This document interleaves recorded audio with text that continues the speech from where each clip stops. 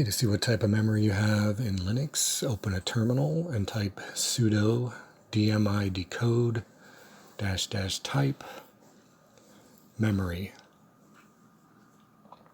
And in the output, you can see in bank 3, I've got DDR3,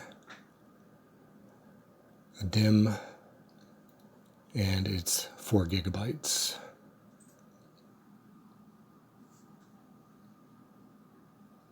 In bank 2, I have the same.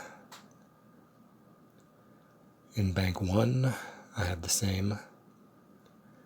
And this little bit of information here shows that the maximum capacity of the motherboard is 32 gigabytes with 4 devices.